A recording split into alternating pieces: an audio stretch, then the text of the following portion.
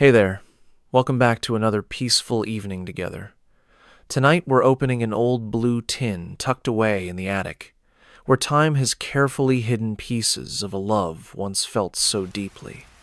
This is Margaret's story, a woman who stumbles upon letters from Peter, her first love from 1969. One by one, as she reads them beside a flickering fireplace, the years melt away, and memories of dance halls, summer rains, and late-night promises gently come back to life. Among them lies one final letter, a letter never sent. Before we begin, feel free to like this video, and subscribe if you enjoy these quiet, comforting journeys. And if you'd like, share in the comments where you're tuning in from, and maybe, if you feel comfortable, tell us about your first love. Sometimes, even the smallest memory can bring the warmest smile.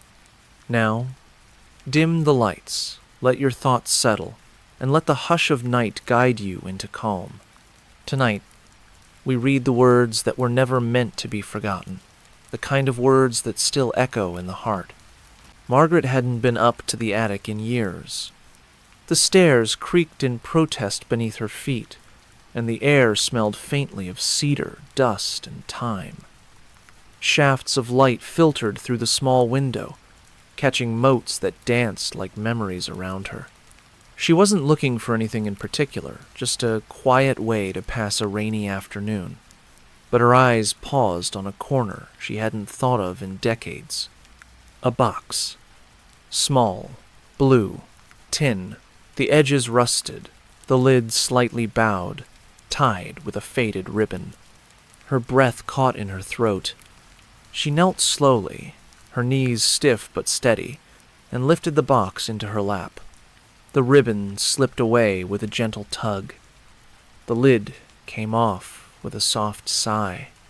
Inside letters, dozens of them, yellowed, folded carefully, each one addressed in the handwriting she could still recognize with closed eyes. Peter. She whispered his name like a prayer. The rain tapped gently against the window as she lifted the top letter. The paper was thin, brittle at the edges, but the ink was still strong, still his. "Dear Maggie," it began, "I saw a girl today with your laugh. It made the whole world stop for a moment." She sank to the floor, back against the wall, letter in hand, heart adrift. Peter had been her summer, her song. The wildness she hadn't known she needed until he offered it to her with a crooked smile and outstretched hand. It was 1969. The world was changing, spinning faster than anyone could keep up. But inside a dance hall lit by string lights and jukebox rhythms, Margaret and Peter had found stillness. She hadn't read these letters in over 40 years. Hadn't dared. But now, something in her said it was time. She unfolded the rest of the letter, smoothing the creases with fingers that had once tangled in his. "I wish I could bottle the way your hair looked in the rain," he wrote. "I'd keep it on a shelf and open it on days when the world feels gray." Margaret closed her eyes and remembered. Rain. Laughter. A borrowed coat. Peter's voice was singing softly into her ear. The letter ended with 3 words she had once memorized, tucked into her soul like a secret. She folded it gently and placed it on her chest. And just like that, the attic didn't feel so cold anymore. She sat there for a long while, letting the letter rest in her lap. The tin remained open beside her, the other envelopes fanned like petals, waiting patiently to be remembered. Margaret reached for another, fingers trembling just slightly. She didn't open it yet. Instead, she traced Peter's handwriting with the tip of her finger, the swoop of his M, the careful curl of his G. He had always taken his time with things that mattered. The sound of rain deepened, a steady rhythm on the roof, like a heartbeat. Outside, the garden blurred behind streaked glass. But here, in this space of dust and dim light, the past unfolded with startling clarity.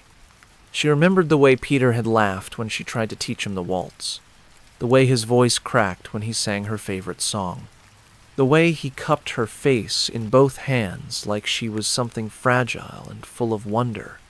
They were so young, barely out of school, hopeful and reckless and full of dreams, too wide for the small town they'd grown up in.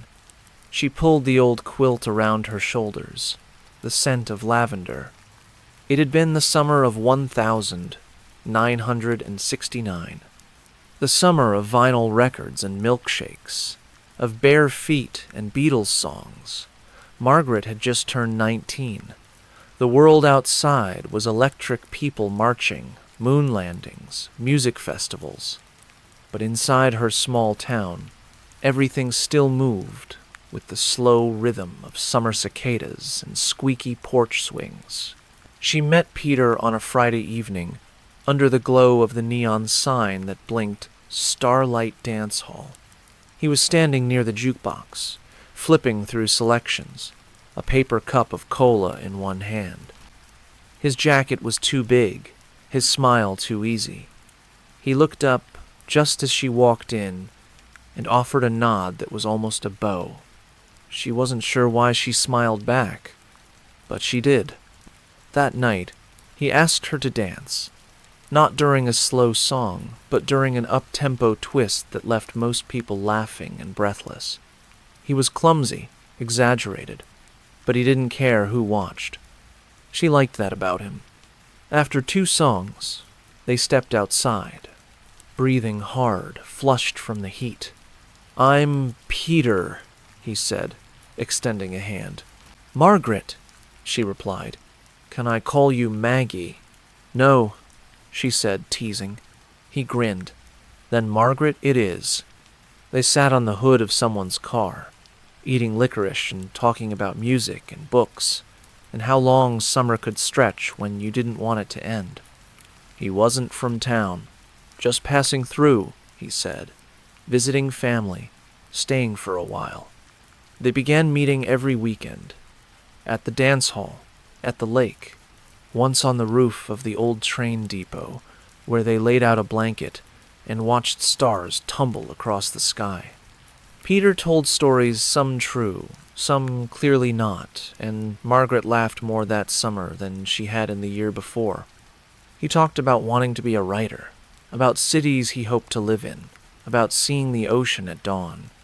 She talked about her mother's bakery, her love of painting, the way silence could feel like music when the wind moved just right. One afternoon it rained, not a drizzle, but a wild summer storm that caught them on the way home. They ran under a tree, soaked through and breathless, and Peter just looked at her and said, "You're going to remember this." And she had. They danced under the moon once, when the starlight had closed early. Peter pulled a transistor radio from his coat pocket, tuned it until the static cleared, and set it on the steps. It played soft jazz, the kind that melted into the air. "I don't know how to waltz," Margaret had confessed. "Neither do I," he said. "Let's invent our own." So they did. Awkward, swaying steps, barely moving, but her head fit perfectly on his shoulder. And the world, just for that song, was kind and quiet. The night he kissed her, she was wearing yellow. Her hair was still damp from the lake, and she smelled like lilacs and river air. He looked nervous, like he was about to say something important. "I don't want to leave," he said. "Then don't." But they both knew he would. Peter had dreams stitched into every word he spoke. He wasn't meant to stay, and Margaret, even then, had known that loving him wouldn't mean keeping him. Still, they didn't talk about endings. They talked about now.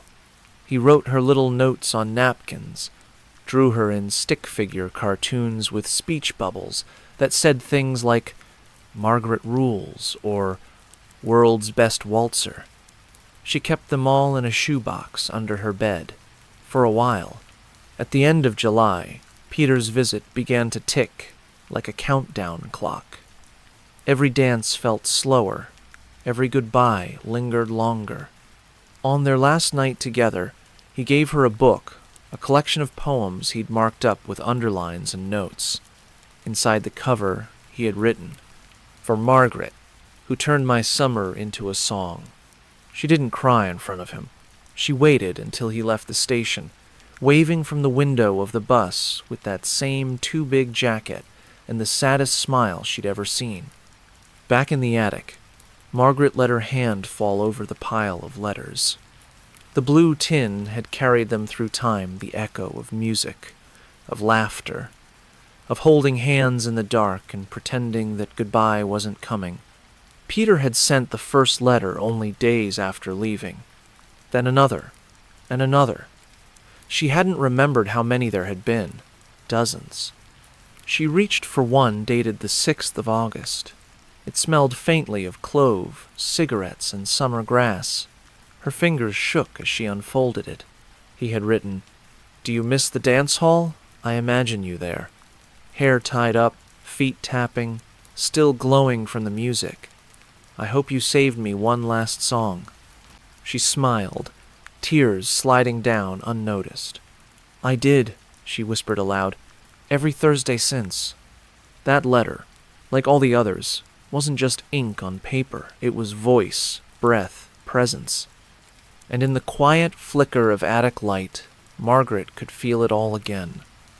The weight of his arm around her shoulders, the warmth of his breath in her ear. The sound of his laugh was when she made a terrible pun. They had been young, yes, but the feelings had not been small. They had been big enough to outlive the summer. She wondered, sometimes, if Peter had ever come back to town, if he'd walked past the dance hall long after it had closed, peeking through dusty windows, hoping for an echo. She'd returned once. Years later, the building had been abandoned, but the floorboards still creaked, the disco ball still hung, and the mirror along the back wall was cracked, just slightly, like it had broken under the weight of too many memories. She didn't go inside, just stood at the door, and felt 19 again.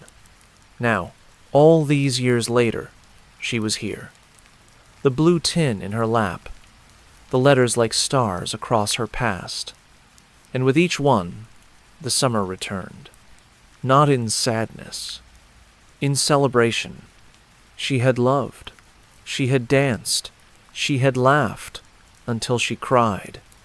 And that kind of joy, once lived, never really leaves. She reached for the next envelope and pressed it gently to her lips, then opened it and let the summer speak again. And as the rain continued its gentle tapping, she realized something she hadn't before, that her love story hadn't been unfinished. It had simply been paused, waiting for her to return to it. And here she was, all these years later, answering the letters one silent reading at a time. Peter's words had waited. So had her heart. She wasn't chasing the past anymore. She was reclaiming it, holding it close, not with longing, but with gratitude. The attic clock ticked softly, a metronome to memory, and Margaret, with steady hands and an open heart, unfolded one more page. Because some summers never end. They simply bloom again when someone is brave enough to read the letters. The first letter had arrived only 5 days after Peter left. It was postmarked from Philadelphia, written in blue ink on paper that smelled faintly of cedar and tobacco. Margaret had read it under the willow tree in her backyard, knees tucked under her skirt, heart aching in ways she hadn't expected. He had written about the bus ride, the cities that blurred by, a girl who boarded in Baltimore who wore a dress like hers, but without the spark, he noted.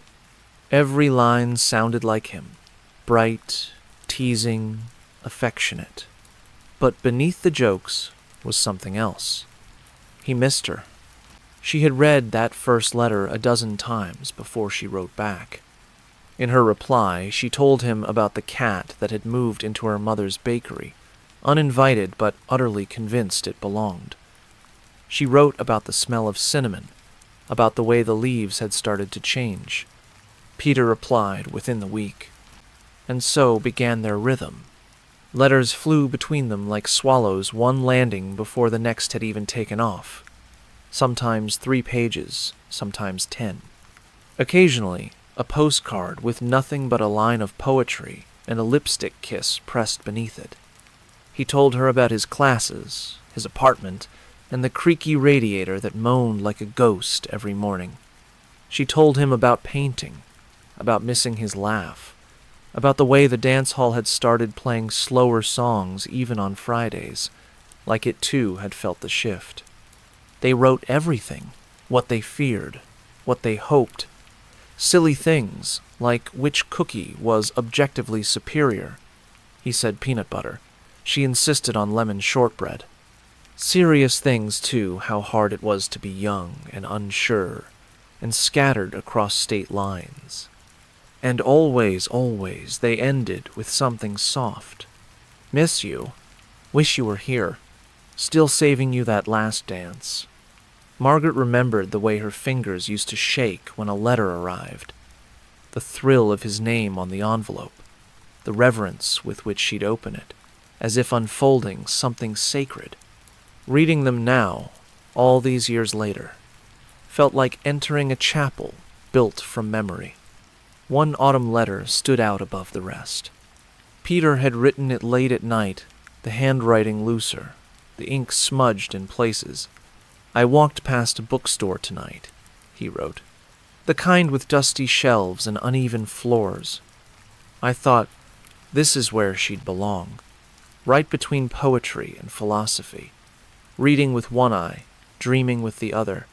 She had read that line over and over again. It was still etched in the corner of her mind. As the months passed, the letters grew more thoughtful. They shared regrets, half-formed dreams. Margaret sent him a pressed violet in one envelope. He sent her a Polaroid of a park bench and said, "Someday, let's meet here, just to sit and say nothing." They hadn't called often. Long-distance phone calls were expensive.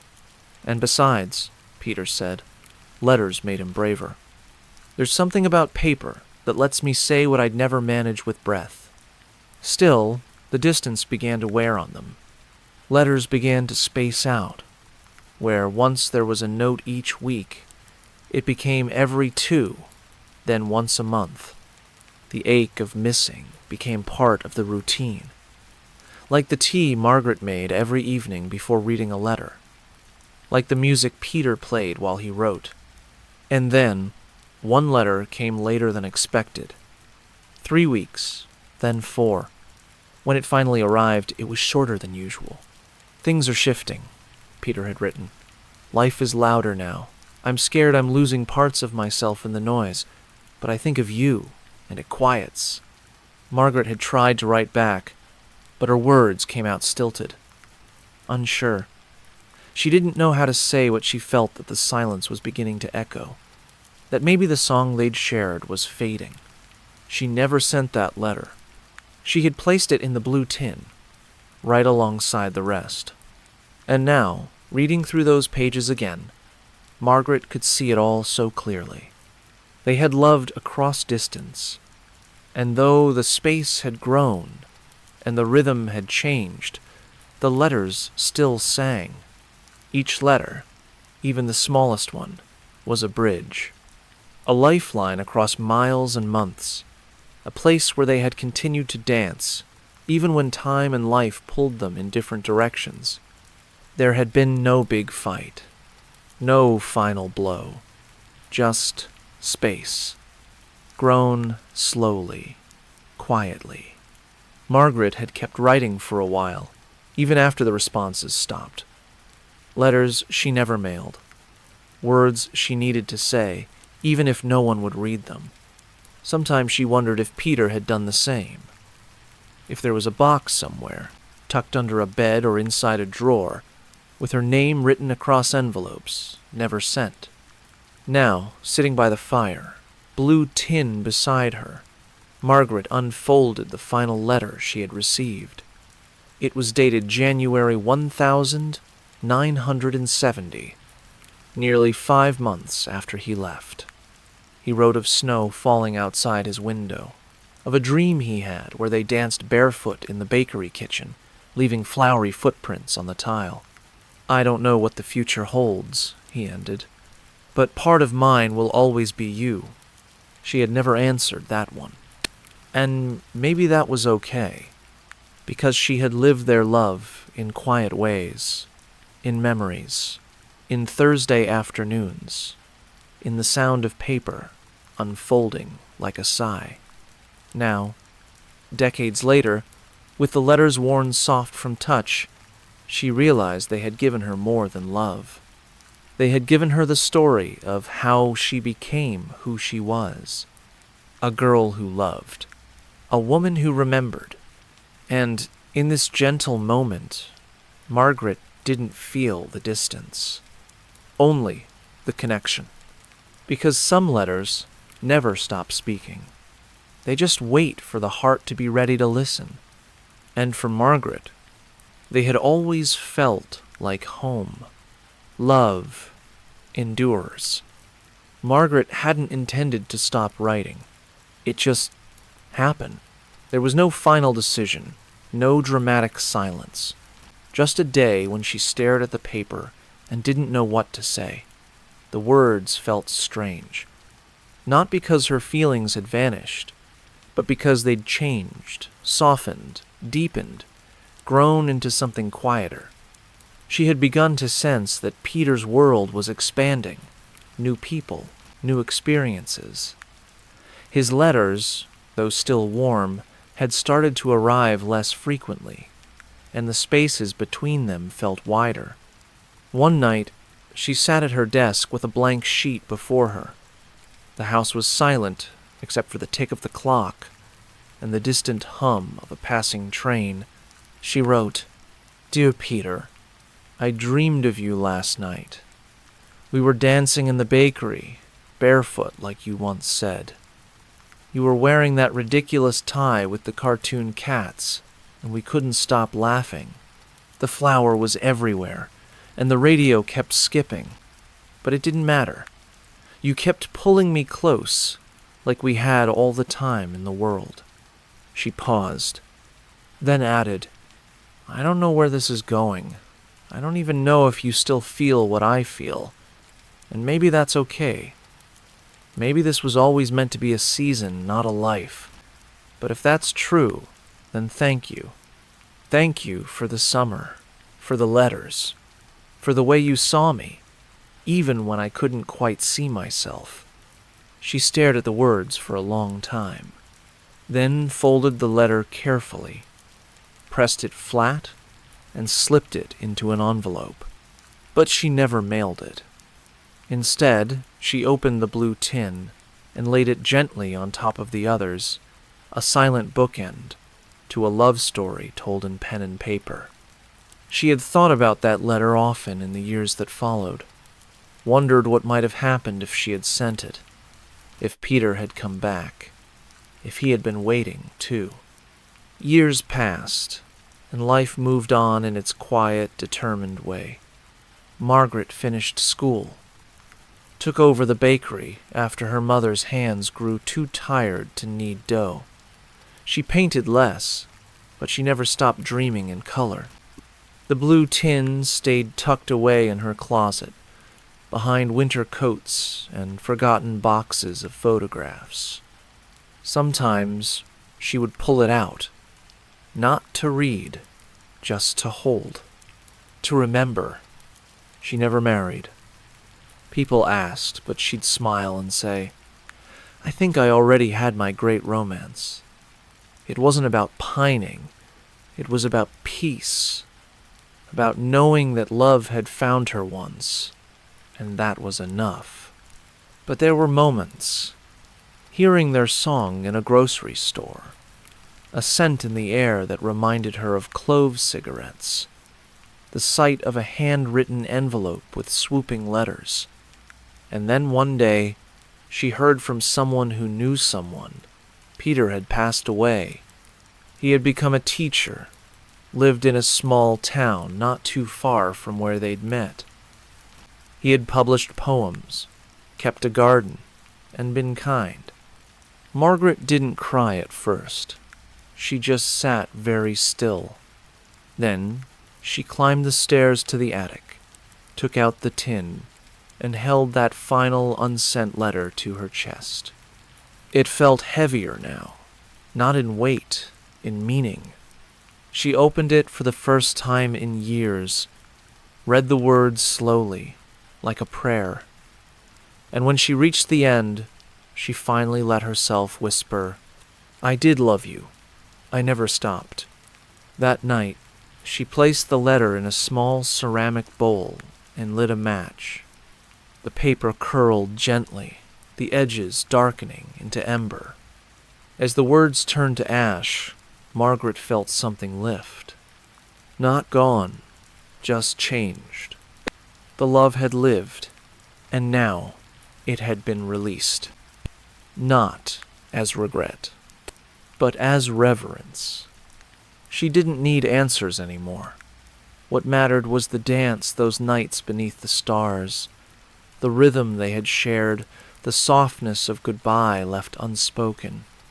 What mattered was that the letters had held them together long enough for her to remember what it felt like to be entirely known. Sometimes love isn't meant to last a lifetime in the way we expect. Sometimes it's meant to shape us, to soften the sharp edges, to teach us how to listen, to give us the courage to feel deeply, even if only for a while.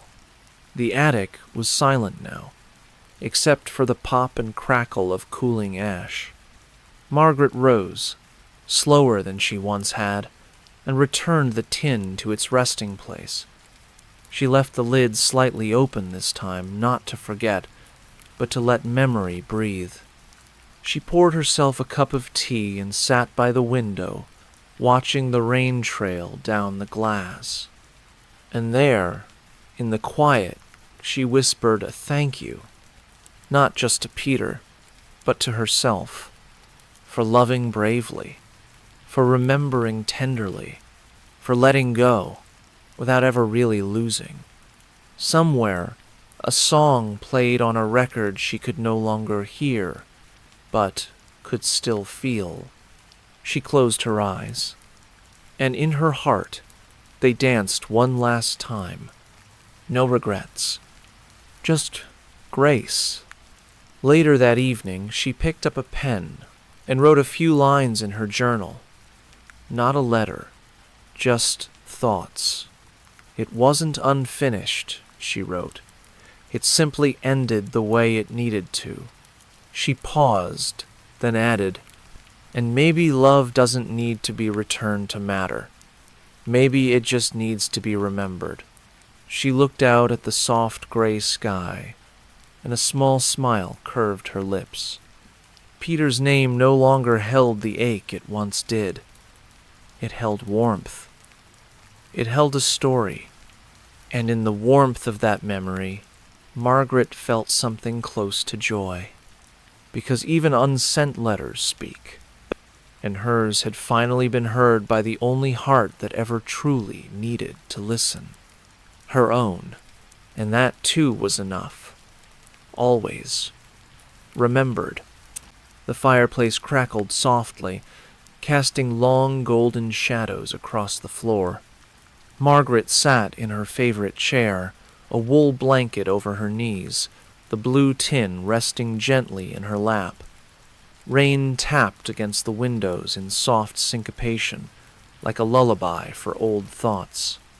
She had made herself a cup of tea chamomile, steeped long, and laid a small ceramic bowl on the hearth. Tonight, she had decided, she would speak the letter aloud, not to send it, not to rewrite the past, but to hear it, to give voice to the feeling that had never quite found air. With slow hands, she lifted the envelope from the tin. It was the same pale cream color, the edges slightly curled. She had not opened it since the night she burned its twin. Now she unfolded the page. Her voice, though quiet, did not shake. It came smooth, like silk that had been waiting to be touched. Dear Peter, I dreamed of you again last night. You were barefoot in the bakery, twirling me between flour-dusted counters while the radio played something slow and sweet. She paused, glanced at the fire, and smiled. You wore that ridiculous cartoon cat tie. I laughed until my stomach hurt. Her voice grew softer as she continued. I don't know if you remember that summer the same way I do. I don't know if the sound of rain ever brought me back to you, the way it still pulls you into me, but I hope it did. I hope some part of me stayed with you, even if quiet. She folded the page slightly as her breath caught. I thought about writing so many times. I wrote more than I sent, but nothing ever felt right.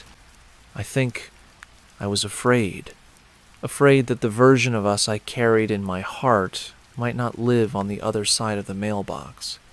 She looked up at the fire again, as if Peter might be listening there in the embers. I loved you, she said aloud, in every letter, in every silence. Her voice did not falter. It wasn't sadness that filled the room. It was something warmer, like peace wearing the coat of memory. I didn't write you because I needed answers, she continued. I wrote because I couldn't hold all of it alone. She paused again, letting the fire breathe around her. You were the first person who saw me, really saw me. You didn't look past me. You looked at me and you smiled. Do you know how rare that is? How much did it mean? The fire crackled louder, as if answering. I used to wonder if I made the right choice, she said. Not sending this, not reaching out. But now I think I did what I could. And maybe that's all love ever asks of us. The page fluttered slightly in her fingers, worn from time. I've lived a full life, Peter. Quiet. Good. There were gardens. There were books. There was laughter. And in all of it, there was you. In a song. In a season. In a scent. She looked down again at the letter, her eyes soft. I don't think I ever stopped dancing with you. Not really. It just changed tempo. And with that, she stopped reading. She placed the letter in the bowl beside her. Not to burn this time, but to keep, to hold. Because it had been spoken now. Heard. She leaned back in her chair, letting the silence settle around her. The fire hummed. The rain fell. And somewhere in her bones, something long held finally relaxed. Margaret closed her eyes. And for the first time, in a long time, she didn't feel the ache of what was lost. She felt the warmth of what had been. She spoke one last line, not from the letter, but from the marrow of her heart. Thank you for the love. And the fire whispered back, You're welcome. She sat there for a long while, not crying, not grieving, just being. The kind of being that only comes after something sacred is spoken, after the silence is broken not by noise, but by truth. Her hands were warm around her teacup, the steam curling into the air like a memory let loose. She thought of the girl she had been, young and wide-eyed, dancing in moonlight, clutching love like it might disappear. And she thought of the woman she became, steady, tender, whole. Peter had helped shape both, and so had the letter. She would keep it now, not in the attic, not buried under coats, but nearby, close. Not because she needed to revisit it, but because it reminded her that she had lived, fully, openly, softly, that she had spoken what once went unsaid, Outside, the rain softened to a hush, and a breeze moved the curtains just slightly. It was a small world, this one. A room with a fire, a woman with a letter, a life remembered. But it was enough. She rose slowly, walked to the bookshelf, and found an old book of poems, the one Peter had once gifted her, its pages still marked with his underlines. She tucked the letter inside. Between 2 pages he had starred in blue ink. One line read, "What is said once with heart echoes always." She closed the book, pressed it to her chest, and whispered, "It echoed, Peter. It still does." And somewhere inside her, she felt him nod. Not as a ghost, but as presence. The fire faded. The room dimmed. And in the hush that followed, Margaret did not feel alone. She felt accompanied by love, by memory, by the voice she had finally given back to herself. She poured the last of her tea, smiled, and said nothing more. Because some things, once spoken, do not need to be repeated. They simply remain. She had loved. She had spoken. She was free, whole. In the weeks that followed, Margaret felt lighter. Not in the way people sometimes mean, not with a spring in her step or a sudden burst of energy, but in the way a tree feels lighter after shedding its leaves, rooted, bare, honest.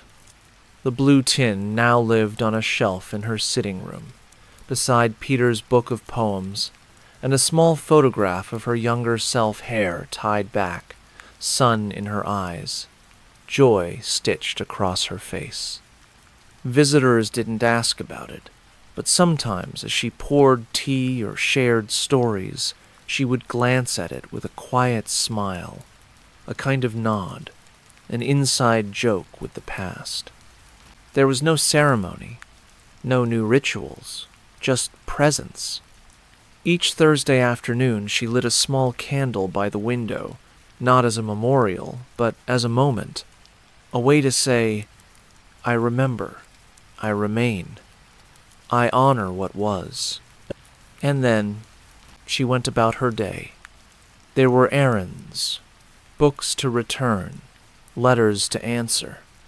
She began to write again, not love letters, but reflections, notes to herself, snapshots of thought, a line from a dream, a smell that reminded her of youth.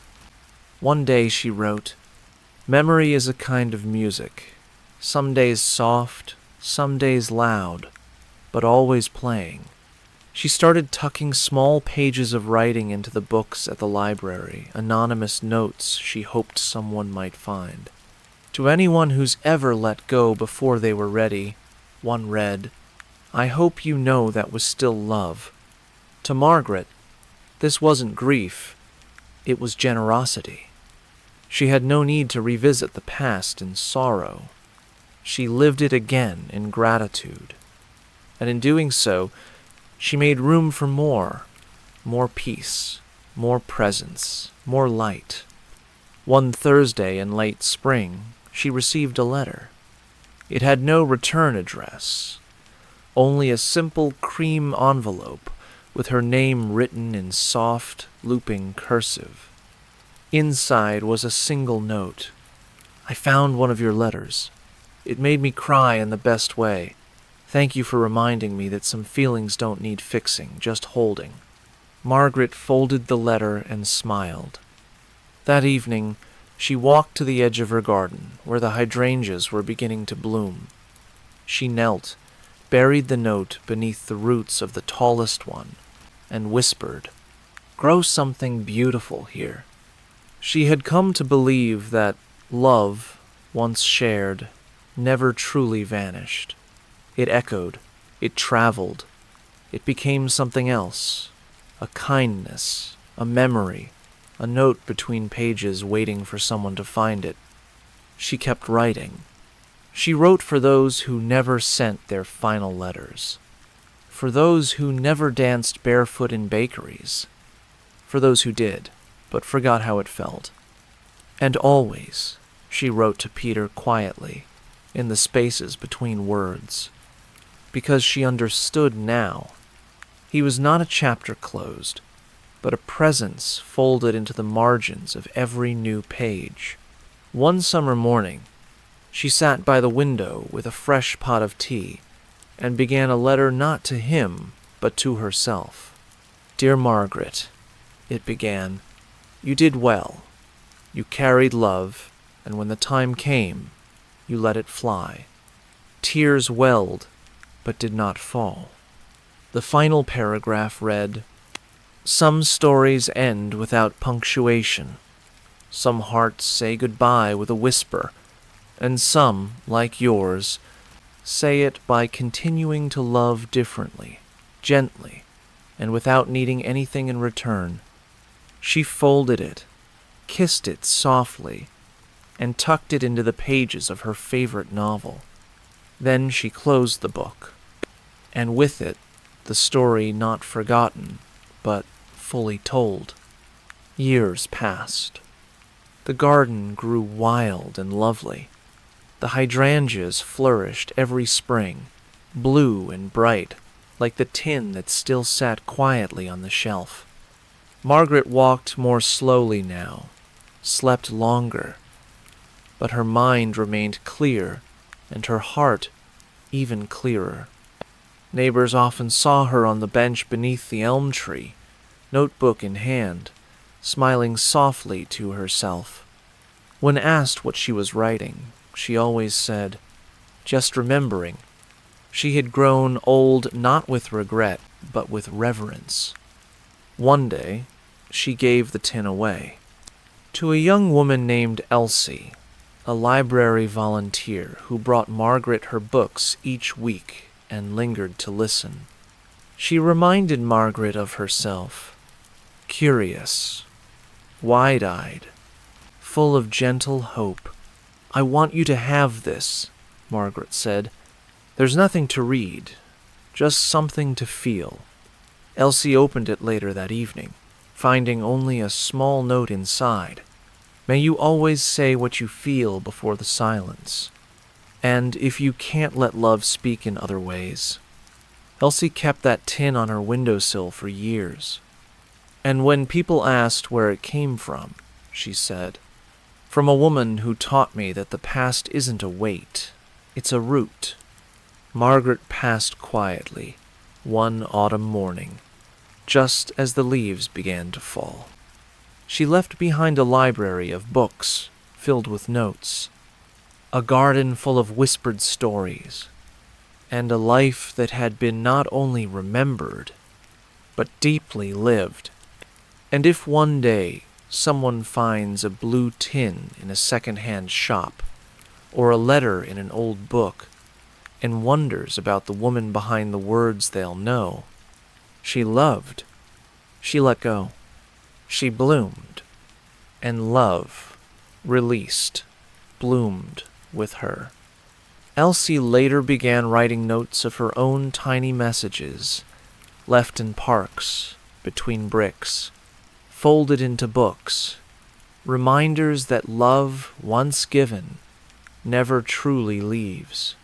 In her first letter, she wrote, "To the one who once danced in a bakery, your footsteps are still felt."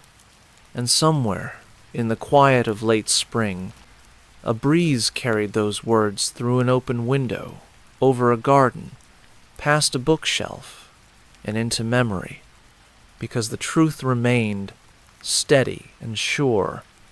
Love remembered is never lost, and when spoken aloud, it becomes forever.